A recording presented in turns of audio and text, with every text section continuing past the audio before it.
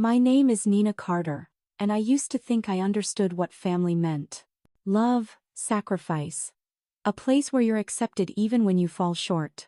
I believed in all of that until I stepped into my husband's family estate, where everything was measured by the gold foil on an invitation, the appraised value of an heirloom crown, and the last name you carried. I'm an English teacher. A mother to a 12-year-old girl named Lena, child with more light in her eyes than any diamond I've ever seen.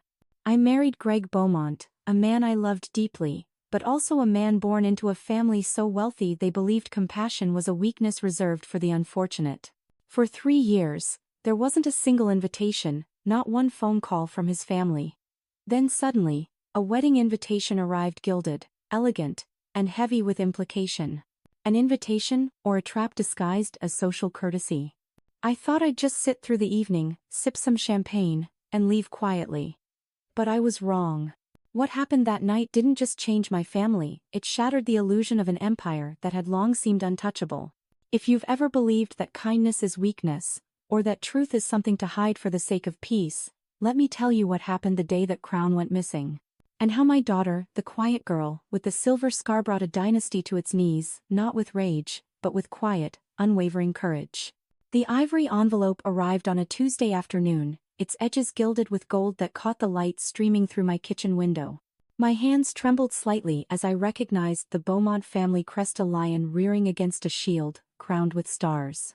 After 3 years of silence from Greg's family, they had finally remembered we existed. "Mom, what's that?" Lena asked, looking up from her homework spread across our worn oak table.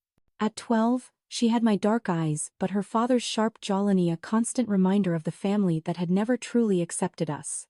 "It's from Grandma Eleanor," I said, trying to keep my voice neutral. The way Lena's face brightened, then immediately dimmed, told me everything about her complicated relationship with Greg's mother. I slid my finger under the seal, the paper crackling like old promises. Inside, elegant script announced Vanessa's upcoming wedding to Tyler Hayes at the Beaumont Castle Hall in Savannah. The date was circled in gold, 3 weeks away. Greg walked in just as I finished reading, loosening his tie after another long day at the insurance firm.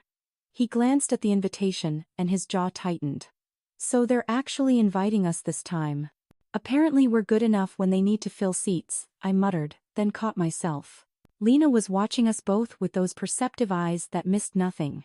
That night, after Lena had gone to bed, Greg and I sat at opposite ends of the couch, a distance that had grown familiar over the past year. "We should go," he said finally. "It's my sister's wedding." "Your sister who called me temporary at our own wedding?" I reminded him. "Your mother who told Lena she wasn't refined enough to attend the family Christmas party?" Greg rubbed his temples. "I know. But maybe this is their way of extending an olive branch." I wanted to laugh at his optimism, but something in his eyes stopped me. Despite everything, he still hoped his family would accept us. "Accept me. Accept our daughter." "Fine," I said. "But the moment anyone makes Lena feel unwelcome, we leave." He nodded, and for a moment, I saw the man I'd fallen in love with 14 years ago, the one who'd promised to protect us from his family's judgment. But promises, I'd learned, were easier made than kept. The Beaumont Castle Hall rose from the Georgia countryside like something out of a fairy tale, all stone turrets and climbing ivy. Lena pressed her face against the car window, her breath fogging the glass. "It's like a real castle, Mom." I smoothed down her navy dress, the nicest one we owned, bought specially for this occasion. Still, I knew it wouldn't measure up to whatever designer creations the other children would be wearing. "Remember what we talked about, sweetheart. You belong anywhere you choose to be." Greg parked our Honda between a Mercedes and a Bentley, and I saw him shrink slightly. The Beaumont wealth had always made him feel small, even though he'd grown up with it. Maybe especially because he'd grown up with it and then chosen a different life with me. Eleanor Beaumont stood at the entrance like a sentinel, her silver hair pulled back in an elegant chignon, diamonds glittering at her throat. Her eyes swept over us, lingering on Lena's dress, my simple black outfit, Greg's off-the-rack suit. "Gregory," she said, offering her cheek for an air kiss. "Nina." My name came out like an afterthought. Then she looked at Lena, and something flickered in her expression. "You've grown." "Hi, Grandma," Lena said softly, and I watched my confident daughter transform into someone smaller, more uncertain. Inside, the hall was even more magnificent. Crystal chandeliers cast rainbow patterns on the marble floor, and flowers seemed to spill from every surface, white roses, peonies, and baby's breath, creating a wonderland of scent and beauty. Other guests mingled in clusters, their laughter tinkling like the champagne glasses they held.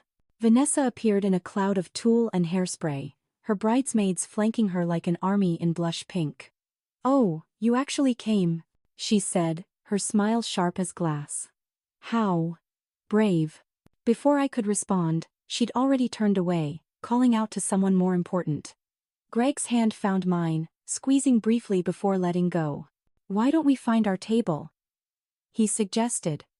But Lena had already wandered toward a group of children near the dessert display. I watched as one of the mothers saw a woman in Chanel steered her daughter away from Lena with a whispered word. The pain in my daughter's eyes as she stood alone by the chocolate fountain was like a knife between my ribs. "Mrs. Carter?"